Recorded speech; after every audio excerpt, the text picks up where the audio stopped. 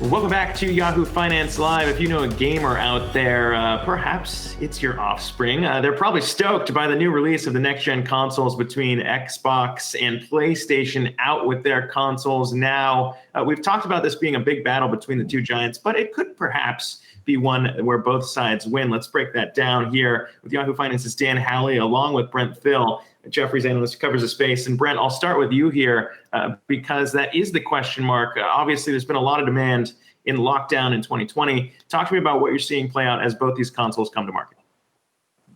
Yeah, this is a really exciting cycle. When you look at the Xbox, it's already sold out in the pre-orders. I've never seen a pre-order sold out. Why can't you just take a ticket and say, hey, we're going to fulfill? So we've had multiple conversations with Microsoft. Why not open up this even broader? But I think they're trying to create the velvet rope outside the New York nightclub to say, hey, like there's more people outside to create the excitement. So no question, pent up demand. We're all locked in. Listening to your previous guest from the University of Minnesota, it sounds like we're going to be locked down a lot during the winter. So gaming activity is going to only escalate, and the category itself is growing across demographics. And so we think ultimately, when you look at this, you've got a sold out situation on the pre-orders.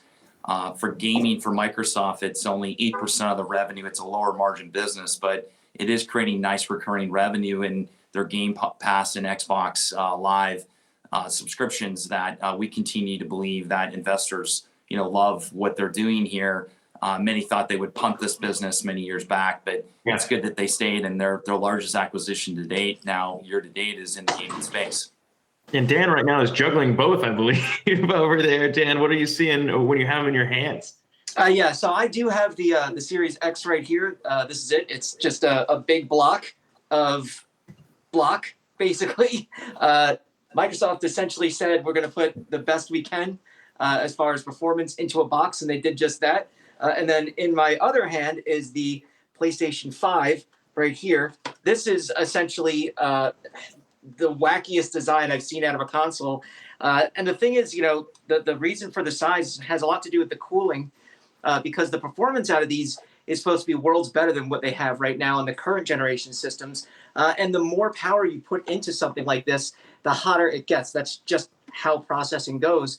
And so a lot of what you're seeing out of the size of these is just fans. But I want to ask you, Brent, I guess as far as these consoles go, we're talking more and more about cloud gaming.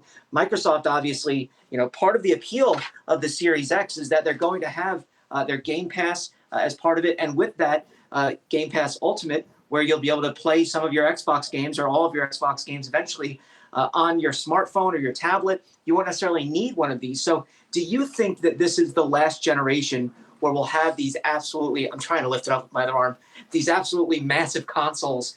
Or do you think that they'll continue to go on for some time soon? I think it's we can't definitively call if this is it, but we do think it is coming to an end. And the power of the cloud with Microsoft Azure is effectively powering this. So we think when you look at the commercial business with Azure and what Azure's been able to do, one of their biggest reference customers is the Xbox business in riding that kind of demand. We think from a technical capability, they're actually able to do this now going forward. We think that there is a lot of pressure. Amazon, Google, a number of the other cloud providers are getting into this. And we think, again, when you look at the largest deal that Microsoft did this year at $7.5 billion was in gaming. It wasn't even in their core enterprise business. So I think what it shows you is they want to own more of the content. They want it to shift to the cloud. And they want it to be, to your point, ubiquitous, where my kids could be on their phone, they could be on a console, they could be on a computer, they could be anywhere. And we think that vision is playing out. So my sense is this is probably it. But again, I think there is a hardcore gaming community that will still be wedded to these devices for quite some time. Brent, we've heard more and more that the kind of subscription model that we've seen from the likes of Netflix is what we're going to see in gaming moving forward. And, we got that announcement from Facebook getting into gaming. We've got Google as well and Amazon. And how do you think some of those players are positioned when you look at where the growth is going to be in this space? And ultimately, where does that leave a company like Sony?